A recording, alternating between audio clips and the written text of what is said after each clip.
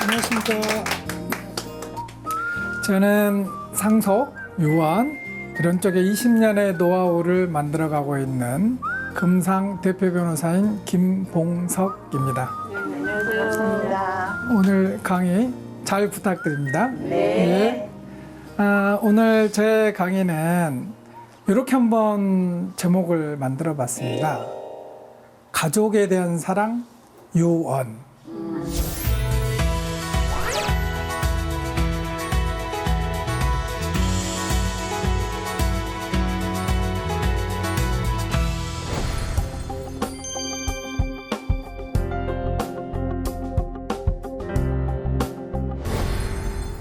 유언이라고 하는 것은 상속과는 달리 내가 말을 남긴다는 거거든요. 남길 유자의 말씀 원자입니다. 그래서 내가 내 이제 후손들에게 남겨줄 많은 것들을 말로써 또는 글로써 표현한 것이 유언입니다. 이런 부분에 대해서 우리가 꼭 재산뿐만이 아니라 내가 과연 무엇을 물려줄 것인가에 대한 고민을 한 다음에 진행을 하는 순서로 그렇게 만들어 가보도록 하겠습니다. 다만 오늘 진행을 하면서 비슷한 말인 증여와 어떤 차이점이 있는지에 대해서 중간중간에 서로 비교를 해서 말씀드리도록 하겠습니다. 우리가 살아생전에 하는 것을 증여라고 그러고요. 마찬가지로 살아생전에 하지만 그 효력은 내가 죽었을 때 발생하는 것을 조건으로 해서 말하는 게 유언입니다. 그러한 이제 재산권적 법률 관계를 정리하는 게 상속인 거고요. 그래서 그 구분에 대해서 한번 구별을 한번 해보시고요. 먼저 시작하기에 앞서서 최근에 아주 미묘한 흐름의 변화들이 있는데요. 미묘하다기보다는 오히려 좀 쇼킹하다고나 해야 될까? 사람이 아닌 반려견, 반려묘에 대한 증여 또는 상속을 하고 있습니다. 들어보셨죠? 예. 그래서 또 제가 열심히 오늘 강의 준비하려고 네이버 시작한테 한번 물어봤어요. 그랬더니 놀라운 일을 발견됐어요. 어저께 미국에서는 반려견이 루루에게 55억을 상속을 했다고 합니다. 그리고 몇 년 전에는 샤넬의 수석 디자이너인 칼 라거펠트, 발음이 좀 어려운데요. 그분의 고양이가 슈페트야. 슈페트는 얼마 받았을까요? 그때는 어마어마하다. 상상을 불합니다. 얼마 되겠습니까? 제가 잊어버렸는데 그때 봤는데 2,200억. 사람보다 낫네. 그렇죠. 세상에. 근데 요즘 이제 돌아다녀 보면 정말 반려견 이런 게 많이 있습니다. 세상에. 제가 이제 주말마다 또는 출근할 때 양재천을 따라서 오고 있는데요. 반려견이 거의 절반을 점유해 가는 것 같습니다. 근데 이런 이제 반려견, 반려묘에 대한 상속들이 많이 이루어지고 있는데요. 이제 그 금액과 반려견이라는 것이 쇼킹한 게 아니라 왜 이들에 대해서 이렇게 많은 상속을 하게 될까? 라기에 대한 고민이 오늘의 주제입니다. 자, 오늘 강의 본격적으로 시작하도록 하겠습니다. 자, 우리가 유언을 하실 때는요, 한 번쯤 이렇게 고민을 하실 필요가 있습니다. 내가 어떤 재산을 누구한테 물려줄까? 이 고민보다는 누구에게 무엇을 왜 물려줄까? 그 중에는 무엇 중에는 내가 평생 형성한 재산도 있겠지만 내 삶의 방식들도 있고 내가 꼭 물려주고 싶었던 말도 있고 다양한 형태가 있을 거 아니에요? 거기에 대한 진지한 고민이 필요합니다. 그래서 최근에 유행했던 유언장 작성하기 이런 것들이 시작되지 않았나 싶습니다. 이제 패턴, 이제 사회적인 변화도 많이 바뀌었고요. 우리가 이제 죽음에 대한 생각들이 많이 바뀌어가잖아요. 이제 우리가 짧게 사는 건 아니지 않습니까? 기본 우리나라의 평균 기대 수명이 83.3세입니다. 그렇기 때문에 우리도 이런 고민이 좀 필요한 시기이고 그런 고민할 시간들이 많이 늘었어요. 그래서 한 번씩 글을 써보고 근데 저도 한번 해봤는데 이게 말처럼 쉽지가 않습니다. 글로 설명하려고 했더니 정말 막막해요. 처음에 뭐 어떻게 해야 되지? 이런 생각도 들고 영상 녹음을 한번 해봤어요. 요즘 유행하는 집에 카메라는 없으니까 핸드폰을 놓고 이렇게 해봤는데요. 이제 그것도 사실은 만만치 않습니다. 이렇게 시간을 들여서 공을 들여서 그리고 점점 그 기록들을 만들어 놓은 다음에 이야기를 해야지 그냥 막 하려고 하면 잘 되질 않아요. 그래서 한 번쯤 이렇게 고민을 해보면서 내 주변의 사람에 대한 사랑, 그들과의 애착관계 그리고 어떻게 정리를 할 것인가에 대한 고민도 서서히 해가면서 한 번씩 써보면서 자꾸 연습을 해보시기를 바랍니다. 그러면 우리는 살아생전에 할 수 있는 증여가 아니라 왜 이 시점에 유언을 생각하게 될까? 왜 그럴까요? 증여와 유언의 차이가 뭔지 아세요? 정년은 증여는 지금 주는 살아있는 거고 주는 네. 거고. 유언은 지금 말은 하되 지금 주는 게 아니고 내가 죽고 나서 죽고 나서 그쵸. 그 사람 받는 근데 그 차이점이 어디 있을까요? 내 입장에서 유언을 먼저 하는 거. 받는 거고 나중에 받는 거. 그죠? 음. 그런 부분도 있고 저는 조금 하나 더 추가해야 될 게 있다고 생각합니다. 올해 작년에는 나오지 않았지만 그 이전에 굉장히 사회적 이슈화된 게 있어요. 증여를 해줬더니 그 이후에 부양 의무가 소홀해졌다. 부모를 안 모시고. 태도가 내가 달라. 정말 사랑하는 내 자식에게 좀 더 여유로운 출발을 할 수 있도록 좀 더 안정적인 생활을 할 수 있도록 내가 가진 전부를 증여를 해버린 거예요. 근데 생활비가 그러니까 이렇게 된 거예요. 생활비도 안 주고 그래도 명절 때는 찾아오고 이렇게 했던 자식들이 이제 아예 나타나질 않아요. 불을 다 끊지. 그렇지 그렇게 하면 안 돼. 그죠. 증여하면 안 되겠네. 그래서 증여의 폐해가 나타난 겁니다. 더더욱이나 뭐냐면 우리 민법은 부모의 부양 의무를 규정을 해놨어요. 그런데 이제 자녀의 부모에 대한 부양 의무는 거의 선언적 의미로 되어 있습니다. 부양해야 된다라고만 되어 있지 언제부터 월 얼마씩 부양료를 내라 또 안 주면 어떻게 할 것인가에 대한 방법과 절차에 대한 아무런 규정이 없습니다. 그래서 이제 내가 다 키웠고 내가 정년퇴임해서 이제 70이 넘었어요. 근데 국민연금 조금 받기는 한데 이걸로는 도저히 생활할 수가 없어. 그래서 좀 생활에 여유가 있는 자녀들에게 이제 부양료 좀 내놔라 라고 얘기를 했는데 안 들어줬어요. 어떻게 합니까? 아무것도 할 수가 없어요. 이제 그런 문제점들이 있어서 유언을 하게 되기 시작한 겁니다. 아마 이 사회적 흐름이 그 문제로 인해서 유언에 대한 고민들 그리고 생각들이 많아지셨을 겁니다. 근데 이제 방금 우리 말씀하셨지만 아유 그러면 증여하지 말아야지 이렇게 하시는데요. 꼭 그러지는 않고 이제 조선시대에 우리 선조들의 모습을 한번 지켜봤는데 조선시대 때도 생전분여라고 그래서 살아생전에 많이 이렇게 재산을 나눠서 주셨어요. 그게 세금 면에서도 그렇지만 자녀들이 살아가는 데 있어서도 도움이 되는 건 확실한 사실입니다. 그래서 가능하면 해주시는 게 전 좋다고 보고요. 특히나 우리 요즘 부각되고 있는 세금 면에 있어서도 해주는 게 낫지 않나 이런 생각이 듭니다. 근데 다만 제가 말씀드린 그런 폐해들을 막기 위한 보완책은 만들어야 되는데요.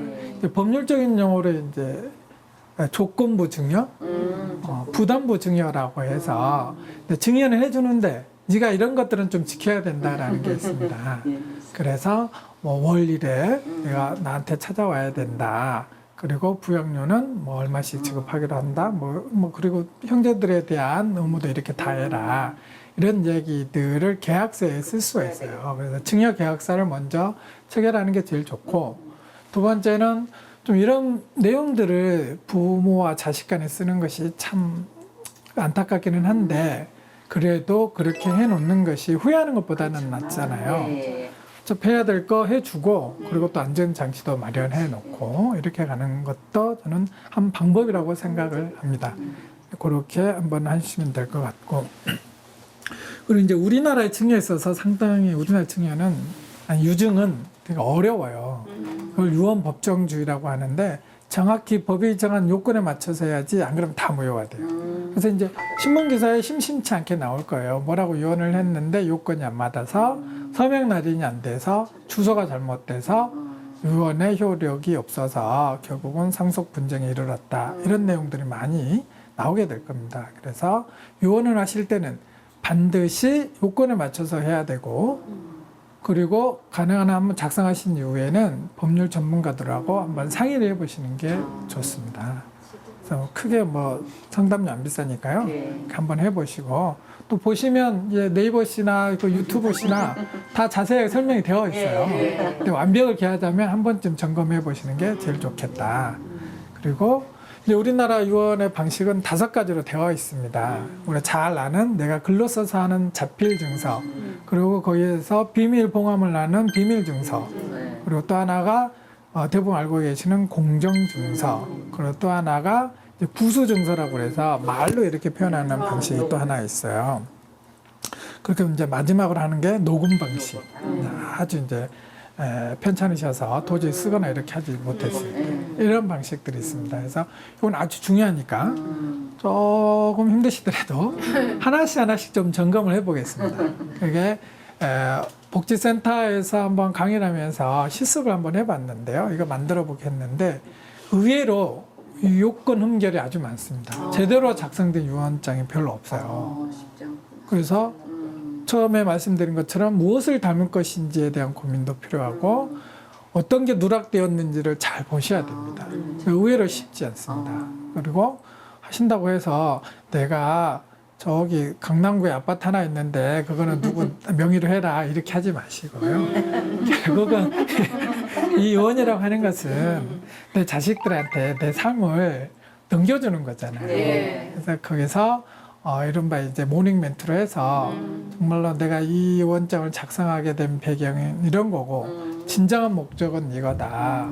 내가 없더라도 나의 핏줄을 물려받은 너희들끼리 형제 자매들끼리 나 이후에도 잘 모여서 이렇게 잘 살기를 바라는 간절한 마음에서 이 글을 쓴다. 그리고 뭐 내가 될지 어머니가 될지는 모르지만 너희 어머니 내가 없더라도 좀 잘 부양하고 살기를 바라면서 아래처럼 내가 심사숙고해서 이렇게 쓴 거니까 제발 좀 잘 살아주기 바란다. 이렇게 멘트를 좀 남겨주면서 이제 구체적으로 하시는 거고요. 나중에 이제 또 내용도 사실 이제 자꾸 법률 전문가하고 상의 좀 해보시라고 말씀드리는 게 나중에 등기할 때 좀 복잡한 게 있어요. 그래서 좀 구체적인 게 이루어져야 됩니다. 그래서 우리가 하는 것처럼 쉽게 간단하게 쭉쭉쭉 이렇게 가는 게 없으니까 한번 보시고 뭐 정보화 사회니까 한번 보시고 근데 저도 그렇지만 네이버 이렇게 쳐도 글씨가 작아서 안 보이는 경우도 있고 선뜻 내용 글씨의 양이 많아서 눈에 잘 안 들어오는 것들도 있어요. 그래서 한 번씩 꼭 점검해 보자. 그리고 법률 전문가 필요할 때 누구한테 가자? 저한테 오자.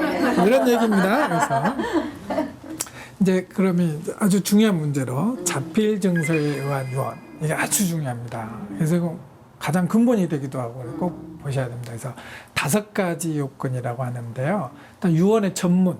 그러니까 방금 말씀드린 내가 이런 내용의 유언을 하겠다. 그리고 두 번째 작성 연월일. 언제 작성했는지가 반드시 들어가야 됩니다. 세 번째 주소. 네 번째 서명. 5번째 날인. 그리고 가장 중요한 건 손으로 써야 돼요. 자필 증서라고 합니다.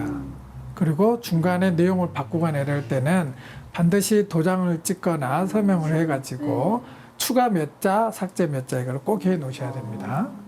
이게 이제 들을 때는 쉬워 보이잖아요.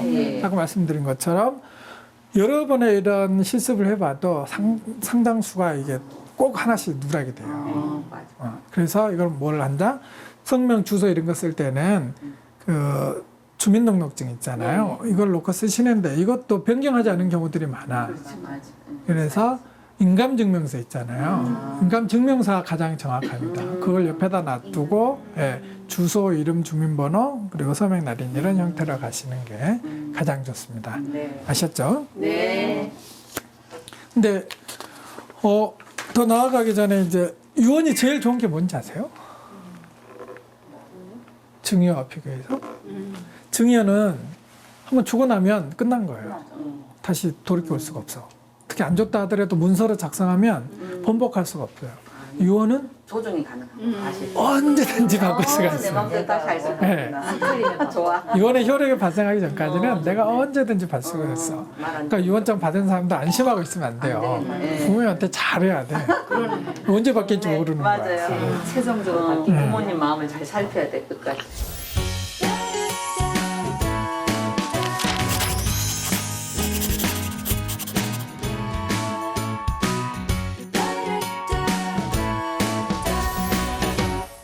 그러니까 이제 요 유언 자필 증세와 유언장을 작성을 했잖아요. 그래 돌아가시면 반드시 이것을 가정법원에 검인 신청이라고 그래서 이걸 받아야 돼요. 네. 근데 검인 신청이라는 게 뭐냐면 다른 건 아니고 요 이제 그 상속권자 다 불러 모아. 그래서 이게 부모님이 작성한 건데 다 인정하시겠습니까? 요걸 하는 거예요. 그래서 다 인정한다 하면 그대로 이제 진행이 되는 거예요.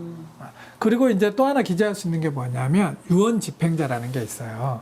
드라마 보시면 딱 홍길동 변호사가 나와가지고 아버님이 이렇게 말씀을 남기셨습니다 이렇게 얘기를 하시잖아요. 이제 그게 유언 집행자야. 그거는 유언 집행자를 누구로 해라라고 지정해 놨을 때 이제 변호사가 나타나서 이렇게 하는 거고요. 유언 집행자 자격은 꼭 변호사가 아니어도 관계는 없습니다. 상속인 중에서도 할 수가 있고 제3자 중에서도 할 수가 있는 제도입니다. 그래서 내 재산관계, 법률관계 복잡하면 유언 집행자를 선정을 해놔서 그렇게 처리하시면 되는 거고요. 굳이 막 복잡하지 않으면 그거 아니어도 관계가 없습니다. 그래서 그걸 이제 남은 분들끼리 잘 협의해서 진행할 거니까 너무 큰 걱정은 하지 않으셔도 되겠다. 이런 생각입니다. 그래서 이제 하나의 가장 중요한 방식을 이야기를 했으니까 잠깐 쉬어가는 코너로 세상에서 가장 현명한 판매자로서의 동물 이름이 뭔지 아세요? 그러니까 물건을 가장 잘 파는 동물. 정말? 사람들이 다 몰라요. 판다. 그래서 중국 사람들이 아주 경영 기법이 좋습니다. 그럼 모른다 그래야지. 1 플러스 1, 2 플러스 1 이거를 중국 사람들이 시작한 거예요. 그래서 역시 이제 동물들도 그 인간이 하는 방식들을 많이 보고 배운다 이런 거죠. 그럼 반대로 가장 소비력이 왕성한 동물은 뭐예요? 소비력이 왕성한 동물? 소? 먹보? 동물이래. 동물. 사자. 사자. 사자. 무조건 사자는 사는 거야. 빅스비시라니까. 제 다음엔 안 나와. 그리고 이거 이제 중요해서 한 템포 쉬어가는 코너를 말씀을 드렸고요. 요걸 바탕으로 한 게 비밀 증서에 의한 유언이 있어요. 비밀 증서 유언은 뭐냐면 이렇게 자필 증서란 걸 봉투로 가져와서 봉함을 해. 봉함 한 봉투에 도장을 착착착 찍어서 이제 기록을 해야 됩니다. 작성자가 누구고 몇 년도에 작성을 했고 거기에 증인 2명이 서명 날인을 해야 돼요. 네. 이게 중요합니다. 증인 2명이 해야 되는 거고 증인은 이 유언으로 인해서 이익을 받을 자는 증인이 될 수가 없어요. 네. 그래서 그게 제일 중요한 거니까 이렇게 하고 또 이제 비밀 증서에 의한 유증은 좋은 점이 하나가 뭐냐면 요 비밀 증세 요건을 잘못했을 때는 안에 들어가 있는 내용이 아까 말씀드린 것처럼 그 자필 증세에 의한 유언의 요건을 갖췄으면 그것대로 효력을 발생해요. 그래서 이제 비밀을 봉함을 해놨다라는 장점이 있는 거고 증인도 갖춰야 되고 이걸 잘 보관을 해야 돼요. 네. 이제 요게 이제 문제예요. 왜냐하면 우리가 이사를 많이 다니잖아요. 우리 이 농본사에 있어서 조선 민족의 꿈은 뭐다? 부동산을 많이 갖는 거예요. 이 집 가서 더 큰 집으로 이사 가고 더 큰 집으로 가고 이렇게 이사를 다녀야 돼요. 그래서 굉장히 이사를 많이 하다 보니까 그 물건의 분실들이 많아요. 그래서 이제 비밀 증서는 안심할 수가 없고 그래서 이제 요거를 보충해 줄 수 있는 게 뭐겠습니까? 설차서. 그렇죠? 제가 처음에 이제 말씀드린 5가지 중에 하나. 은행에다가. 녹음도 마찬가지야. 녹음 매체를 잊어버리는 거예요. 옛날에 이제 우리 돌아가는 테이프로 했잖아요. 요즘 이제 녹음 핸드폰으로 해가지고 USB로 저장하는데 결국 USB도 어디가 있는지 찾을 수가 없습니다. 그렇죠? 아주 중요한 문제인데 그리고 또 하나는 USB가 다 비슷하게 생겼어. 특별하지 않으면 컴퓨터도 자꾸 바꾸니까 좀 그래요. 이걸 보완해 주는 게 공정증서에 의한 유언이에요. 공정증서 뭔지 아세요? 예, 알아요. 뭐예요?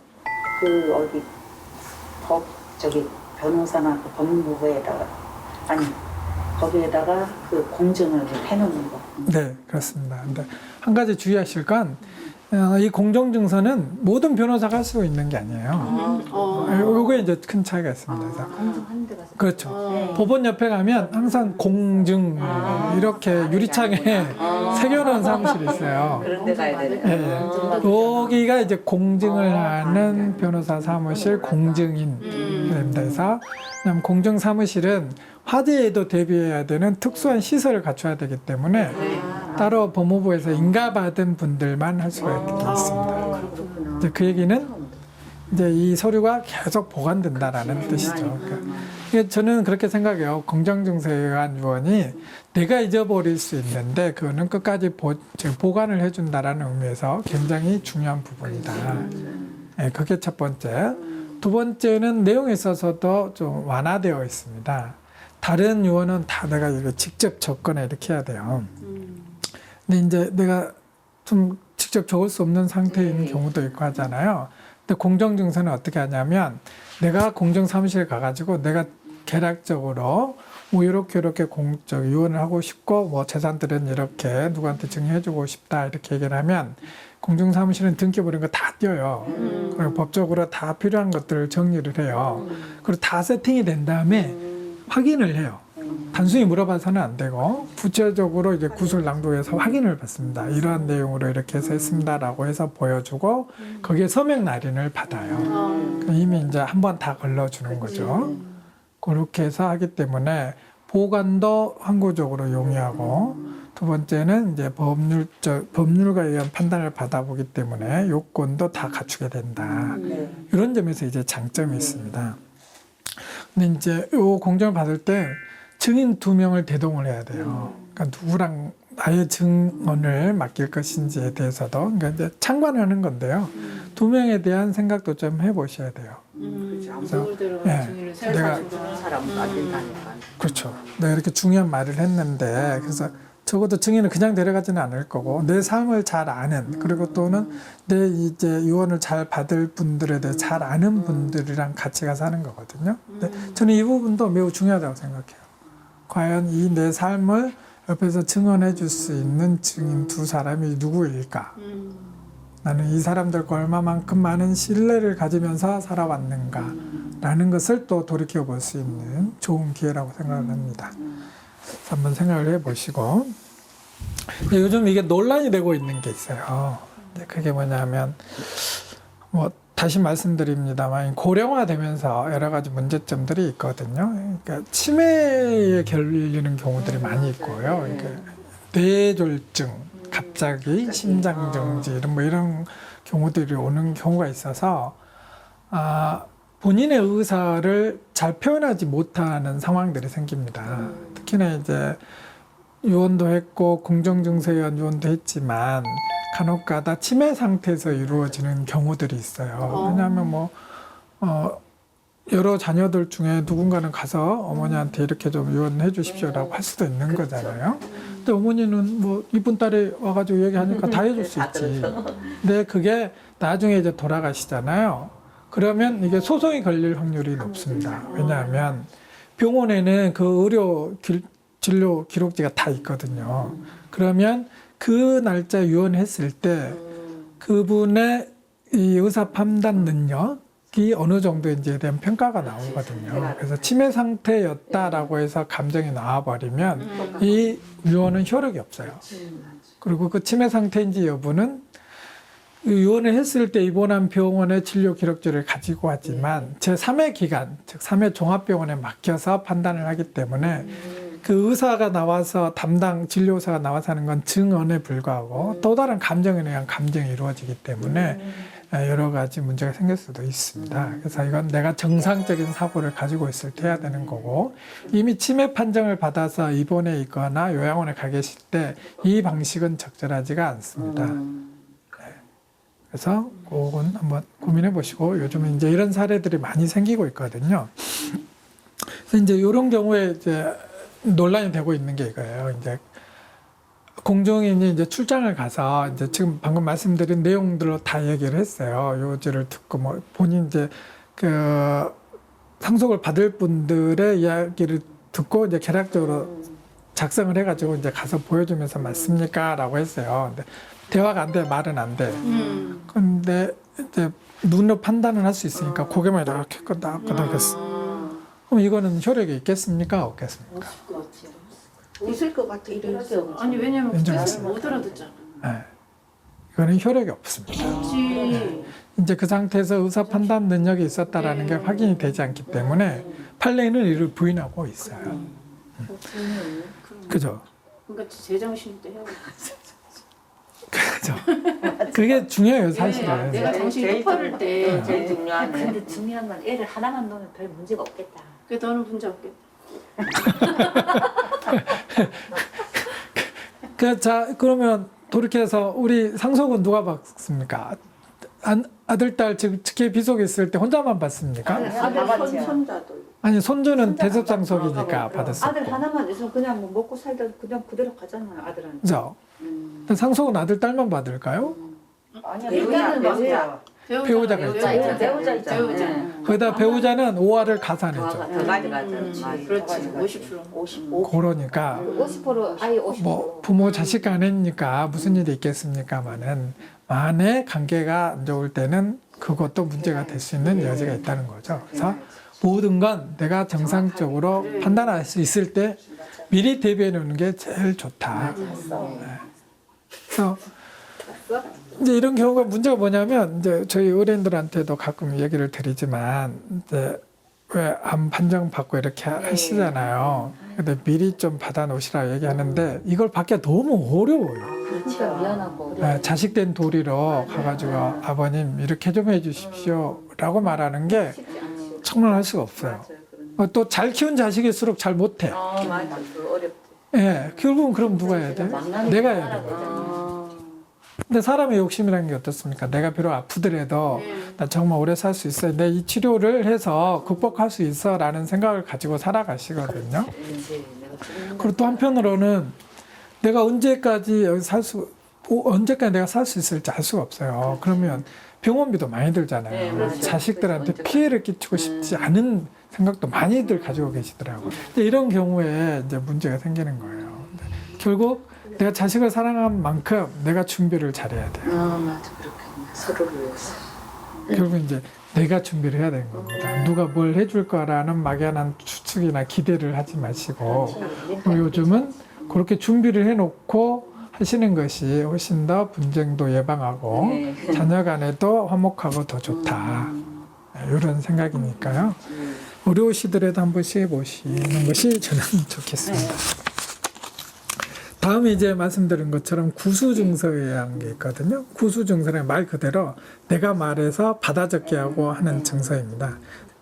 이제 그런 경우들이 증인 중에 한 명이 이렇게 필기해가지고 하는 거거든요. 이제 이런 경우는 거의 잘 이루어지지 않으니까 이런 게 있다라는 정도만 말씀을 드리고요.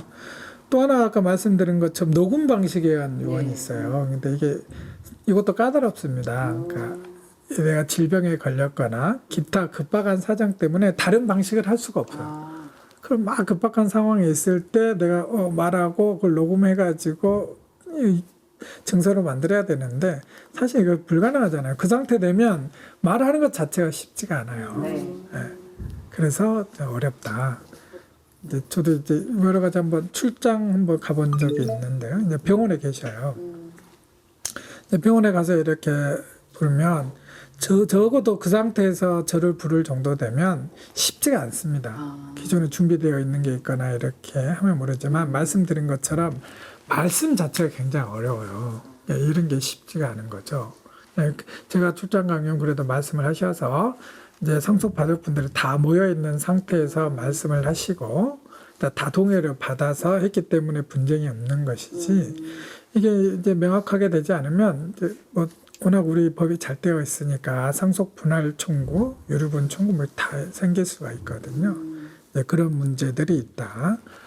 이런 부분이고요. 그리고 이제 이 유언이나 이런 상속 부분들은 좀 이따 말씀드릴 유류분과 필연적인 관계에 있습니다. 그러니까 누구한테는 주고 누구한테는 안 주거나 덜 주게 되고 그러면 못 받거나 덜 받게 된 자녀는 반드시 이제 불만이 생길 수밖에 없고 또 우리 재산 상속 제도 자체도 결국은 이제 균분하게 똑같이 상속해 주라는 취지이기 때문에 그런 문제들이 좀 많이 생깁니다.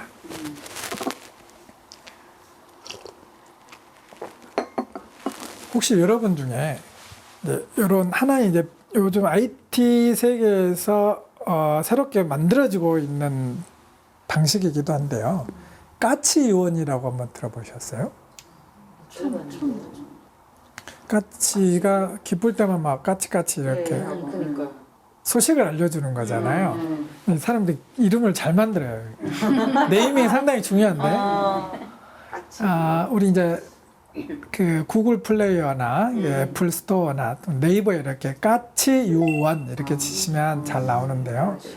이제 잘 만든 것 같습니다. 이게 시스템이 어떤 거냐면 이제 카메라 이렇게 놔두고 또는 핸드폰에 동영상을 틀어놓고 이렇게 동영상으로 이제 제작을 하는 거예요.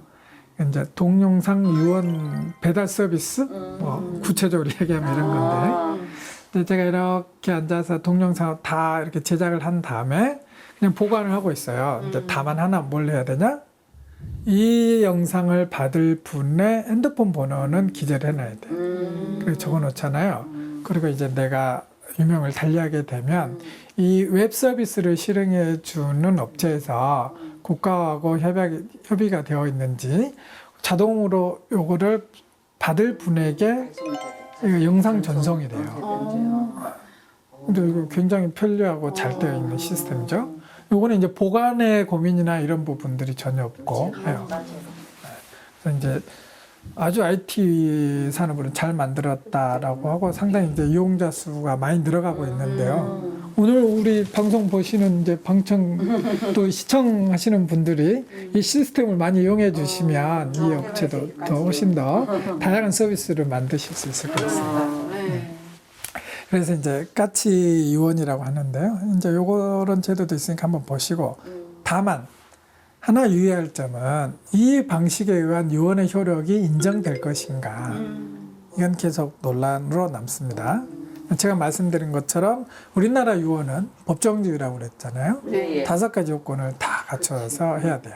그러니까 제가 말씀드린 방식에 거의 해당되지 않을 우려가 있습니다. 그래서 공개적인 장소이니까 이렇게 말씀은 정확하게 드리기는 곤란하고, 하지만 이제 법적인 부분이 아니라 말씀드린 것처럼 꼭 내가 재산적인 부분에 대해서만 유언을 하는 건 아니잖아요. 내 자식한테 하고 싶은 말을 하는 거니까 그러한 유언으로서는 저는 아주 좋은 시스템을 생각합니다. 그리고 이제 그런 게 뭐냐면 우리 이제 다 화장하잖아요. 요즘은. 그러니까 납골당에 가면 다 그 예배실이나 분향실이 있어서 좀 동영상으로 그걸 다 틀어줍니다. 그래서 이제 자기가 사진을 다 모아서 가서 제작을 해달라고 하거나 내가 만드는 건데요. 그러한 것을 보면서 이제 내 부모들에 대한 추억, 생각들을 하면서 보낼 수 있는 그런 시스템이거든요. 그래서 오늘 여러분들 계속 보시는 것처럼 황홀한 고백 이런 부분에 대해서도 그걸 보면서도 할 수가 있는 그런 거죠. 그래서 오늘 들어가시면 또 오늘 좀 방송 끝나면 한 번씩 보시고 여행 삼아서 한번 해보십시오. 그리고 할 때는 어떻게? 자식들 없는 데 사셔야 돼요. 오해합니다. 자식들이 혹시 뭐 하시려고 이러시나 이러니까요. 그냥 또 차분한 분위기 속에서 이렇게 한번 해보시면 될 것 같고, 요즘 뭐 카페 같은 데 보면 회의실 이렇게 빌려주기도 많이 하고 이러니까 그렇게 한번 해보시면 될 것 같고, 동네 복지센터 가셔도 회의실 다 빌려줍니다. 제가 아는 이제 모 스님께서는 이제 시골 동네에서 이제 카메라를 설치하고 한번 해보셨다는 거예요.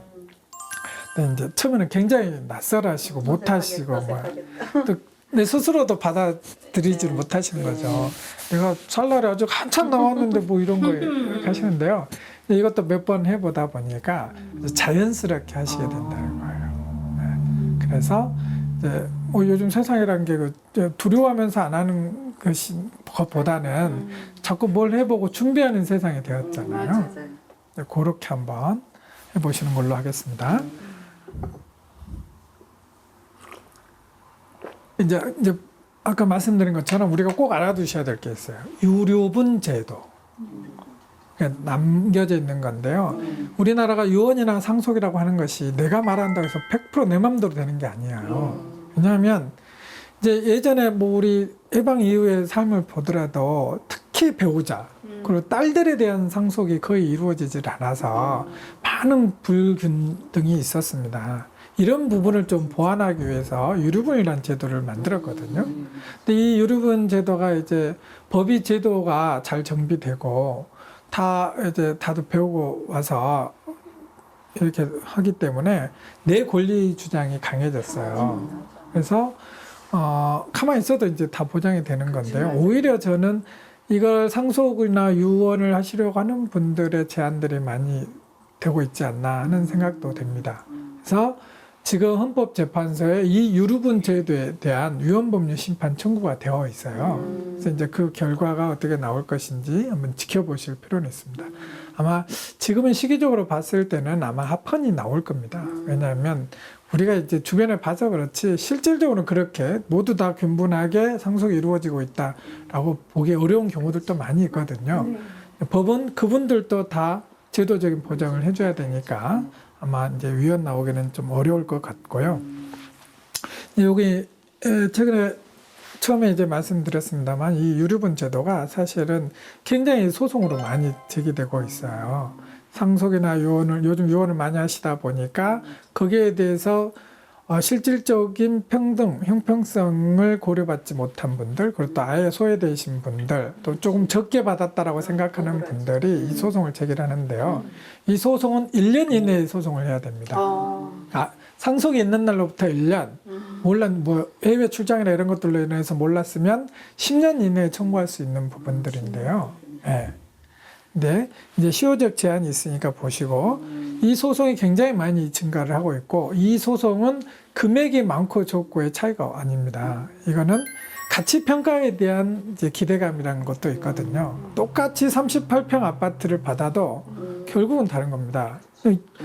아주 축소해서 보자면 내가 아파트에 전망 좋은 7층에 사는 경우와 1층에 사는 경우에 있어서 감정 평가액이 달라져요. 그렇지. 맞아. 네, 이런 부분이 있기 때문에 그렇게까지 이제 파고드는 경우들도 있어서 이기 때문에 이제 이런 부분들에 대해서는 한번 고려를 하셔야 된다. 결국 이런 부분들을 없애려면 내가 이제 기본적인 기준을 잡고 이제 다 같이 가족들끼리 모여서 이야기를 할 필요성이 상당히 있습니다. 그래서 이렇게 합의를 보셔서 정리를 해주시는 게 제일 좋은 방법이 아닌가라는 생각이 듭니다. 그렇게 해서 또 이런 유류분 제도는 상속 지분대로 보장되는 게 아니고요. 직계 비속하고 존속 그리고 형제 자매 이 세 단계에 대해서만 보장을 해주고 있습니다. 그것도 직계 비속에 대해서는 자기 상속분의 2분의 1을 형제 자매에 대해서는 3분의 1을 직계 존속에 대해서도 3분의 1을 보장을 해주고 있습니다. 네, 그래서 이 지분에 대한 관계까지만 좀 알아두시고 그리고 요즘 이제 주목할 만한 판례가 있습니다. 이러한 유언에 대해서 상당히 이제 금융권에서 새로운 상품을 만들었는데요. 또 우리 신탁법에서도 유언 신탁을 또 인정을 해주고 있습니다. 여기에 근거해서 금융권에서는 유언 대용 신탁이라는 제도를 만들었습니다. 이 시장이 거의 1000조에 이르고 있는데요. 그만큼 많이 활용하고 있습니다. 근데 이 제도의 장점은 생전에는 금융권에서 관리를 해줘요. 특히 내가 땅을 가지고 있거나 아파트를 가지고 있거나 상가를 가지고 있으면 생전에 거기서 관리를 해주면서 이제 이익금을 주게 되어 있고 사후에는 내가 유언한 대로 이제 유언 절차를 진행을 해주고 있습니다. 다만 하나는 역시 금융권에서 하면 뭐가 문제입니까? 수수료가 있게 되는 거죠. 이제 네이버 이런 데 보셔도 공개적인 수수료를 이야기를 하지 않고 있는데요. 이제 구체적인 과정에 따라 다 다르고 요즘 이 상품을 처리하는 금융기관들이 굉장히 많아졌어요. 거의 다 이제 하고 계시고 이제 하고 있거든요. 그래서 이제 한번 가셔서 네, 유언 한번 해보려고 하는데 이렇게 가셔서 수술을 한번 물어보시죠. 예, 예. 네, 마지막으로 한 가지 점검 좀 하겠습니다. 이 유류분에 있어서 제일 중요한 게 뭐겠습니까? 시효나 이런 것들도 다 중요하지만 결국은 유류분을 많이 받으려면 유류분 평가의 대상이 되는 금액이 많아져야 되는 거거든요. 그렇죠? 이렇게 보따리가 커야 그래서 내가 받을 게 많아지는 거지. 이게 적으면 안 되는 거예요. 근데 무엇을 포함할 것인가는 또 법에 정해져 있어요. 근데 상속인 아닌 제3자에게 준 경우에는 1년 이내에 사망일로부터 1년 이내에 지급한 재산만 포함되게 되어 있습니다. 그런데 제3자에게 얼마나 주겠습니까? 근데 문제는 상속인이죠. 상속인한테 준 것은 그 기간과 관계없이 지급한 건 전부 다 포함하게 되어 있어요. 그러니까 이제 생전에 큰아들한테 준 증여재산, 막내딸한테 준 증여재산 이런 것들도 다 포함시켜서 대상 금액으로 삼고 있습니다. 그리고 이런 것들은 혼자 하시기엔 다 곤란하세요. 그러다 보니까 이제 법률 전문가를 찾게 되는데요. 이제 이것들도 복잡하고 이러니까 이게 포함시킬 것, 뺄 것 이런 것들 하는 것이 핵심이겠죠. 네. 그리고 말씀드린 것처럼 1년이라는 제한들이 있기 때문에 또 아까 말씀드린 것처럼 유류분 청구할 수 있는 시효가 1년으로 제한되어 있어요. 이거를 피하기 위한 방법이 말씀드린 금융권의 유언 대용 신탁입니다. 책에 이제 아주 주목한 판례가 생겼다라고 했잖아요. 2심 판례까지 나왔는데 대법원 판결이 나오지 않았어요. 그래서 네이버에 유류분 치면 다 이 얘기만 나와. 근데 이 얘기가 뭐냐면 말씀드린 것처럼 이제 정말 내가 김병에 효자 없다고 정말 간호도 많이 하고 고생 많이 한 어떤 자녀에게 많이 주고 싶은데 이거를 해줄 수가 없는 거예요. 그래서 유언 신탁에 따라서 다른 기관에 유언 신탁을 해놓으면 신탁이라고 하는 건 내 소유권을 떠나서 제3자한테 가는 거거든요. 그러면 말씀드린 것처럼 상속인이 안 되잖아요. 그럼 상속인 아닌 제3자에게 이루어진 증여 또는 재산 처분 행위이기 때문에 이 1년의 시효에 걸리질 않는 거예요. 그래서 이제 대상 금액에 포함되지 않으니까 유언자의 유언 취지에 따라서 그 재산은 특정 상속인에게 지급하게 가게 되는 거고, 그래서 이 제도가 많이 활용될 것으로 보고 있습니다. 네. 다만 확정적인 건 대법원 판례가 나와야 된다. 그래서 아마 이제 곧 대법원 판례가 나오지 않을까 이 생각입니다. 그래서 이제 오늘 강의는 거의 다 마무리를 했는데요. 이제 결국 가장 고민하셔야 될 부분은 뭐냐면 수치나 이런 것들은 다 정해져 있습니다. 네. 근데 수치가 모든 걸 반영해 줄 수는 없잖아요. 왜냐하면 재산은 장래 가치가 있기 때문에 그렇습니다. 그래서 어떤 똑같은 부동산이어도 지역에 따라서 그렇고 조망권에 따라서 그렇고 감정평가액도 달라지고 이렇거든요. 그런데 지금 평가해 보면 가격은 꼭 똑같아요. 10년 후든 20년 후든 요지가 될 수 있는 땅들이 있는 거죠. 이제 그런 부분들을 기여가 큰 사람에게 유언해주는 방법으로 할 수도 있고, 그래서 결국은 요즘 신문 보시면 많이 보시겠지만 유언과 증여에 있어서는 이 잠재적 가치와 타이밍이 중요합니다. 그래서 계속 시간의 흐름에 있어서 세금이 어떻게 돼갈 거고 가격이 어떻게 될 것인가에 대한 이제 고민이 필요한 것입니다. 그래서 그 부분들까지 잘 보시고 보시다 보면 또 요즘 뭐 신문에 아주 잘 나오니까요. 잘 나오실 겁니다. 그래서 잘만 하면 유언은 가족이 화목하게 될 수 있는 방법, 그리고 내가 나를 위해 효도를 다한 자식, 그리고 또 내 마음이 아픈 자식들이 있잖아요. 이런 모든 것들을 고려해서 좋은 분배를 할 수 있는 제도가 됩니다. 그래서 그런 부분들을 잘 활용하시고, 가장 중요한 건 뭐다? 가족끼리 원만한 협의, 또 잦은 대화를 하는 게 제일 중요하다. 그래서 자주 모이셔서 이제 계속 다른 얘기만 하지 마시고 합리적으로 때로는 부딪히더라도 필요한 부분에 대한 얘기를 한번 할 필요는 있다. 그리고 이런 얘기를 자주 하고 정리를 해놔야 생전에 정리가 되는 것이지 나중에 또 어디를 틀지 모르는 겁니다. 그리고 내가 결국은 원하는 건 다 내가 낳은 자식들이 행복하게 살기를 원하는 방법. 결국 그거거든요. 그러면서 또 하나의 공을 쌓으실 게 이제 한 번 더 고민을 해보세요. 내 자식만 잘 된다고 내가 잘해준다고 해서 다 잘 되는 건 아니고 이 세상 함께 살아가는 모든 존재 가치에 대해서 같이 기여를 해주시면 다 잘 될 겁니다. 그래서 이제 종교단체든 자선단체든 공익단체들에 대해서 유언을 하시게 되면 또 상속세 감면도 있어요. 예, 그런 부분들에 대해서도 이제 잘 생각을 해보시고 그렇게 해주면 자녀들이 결국은 나중에 세상 사람들로부터 존경받지 않겠습니까? 그래서 여러분 그런 부분 잘 고민해 보시고 우리 모두가 잘 살아가는 함께 가는 세상이 되도록 노력해 주셨으면 감사하겠습니다. 오늘 강의 잘 들어주셔서 감사합니다.